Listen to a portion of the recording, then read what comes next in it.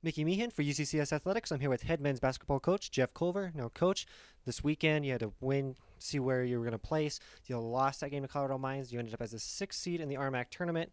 On Tuesday, that meant you had to travel to Denver to play number 3 seed Regis University. You fell to them 80-78. Comments on that game? Yeah, rough couple games here. Both games we really battled. Took the lead in both games and ended up losing two close ones. Heartbreaker on Friday by one. Mine's a really good team.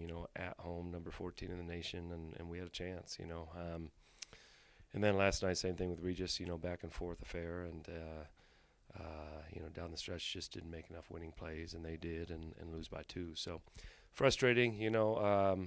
Certainly look back at a season like this, and as our season goals were to host a first-round game, we realized the importance of being able to play at home on that first Tuesday of playoff action, and I think that definitely made a difference. Regis is a really good team with some veteran leadership and coming off a championship from last year, and those guys were ready to make a couple more plays than us down the stretch there. But proud of the guys in both games the way we competed. I mean, that's the two best teams right now in the conference, and I thought, we were right there at their places, with chances to win at the end.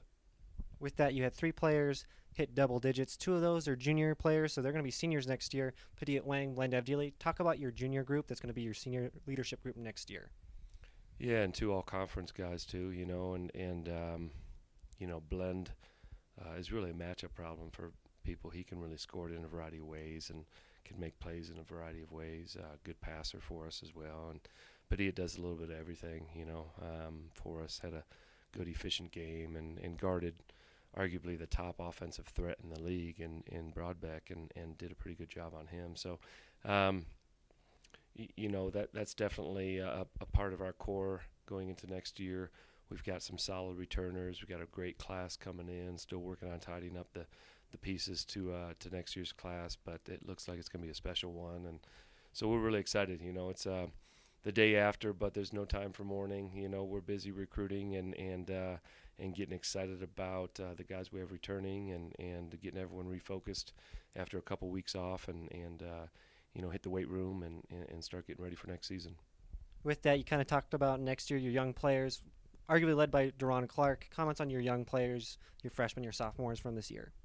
Yeah, Deron definitely showed some flashes of what he's capable of, and he also showed some flashes of being a freshman, and we threw him in the fire this year.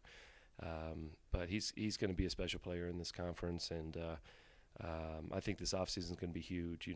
The offseason after your first year is normally the biggest because you get an idea now of what to expect in the conference, and you understand the importance of the weight room and the offseason training regiment and how it can prepare you, and that's what separates the good from great in our conference. So I think he'll have a great offseason. We're excited about his future, and Wyatt Dolberry got to dip his toes in the water this year too, and found out about the speed and the physicality of the game, and I anticipate that he'll have a great offseason and be prepared to do some good things for us moving forward. And then Enzo redshirted for us this year, and so I think he's excited about finally not being a redshirt anymore and seeing the light at the end of the tunnel. So, definitely have a lot of good young pieces, and that along with this class that we're bringing in is something to really get excited about.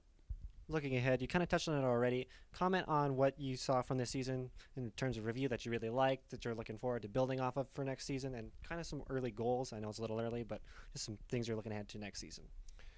Yeah, I'm proud of how well we competed. I mean, we won 17 games, and considering that, when Jeff Kelly went down, he's our backup wing.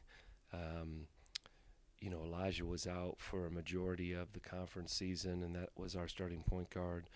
Brandon Malone went down. He was our starting shooting guard and then had to be our starting point guard. And, you start running out of, answers to the questions that you have in any given game when your depth chart is depleted as it had been this year. And I thought we had a number of different guys step up.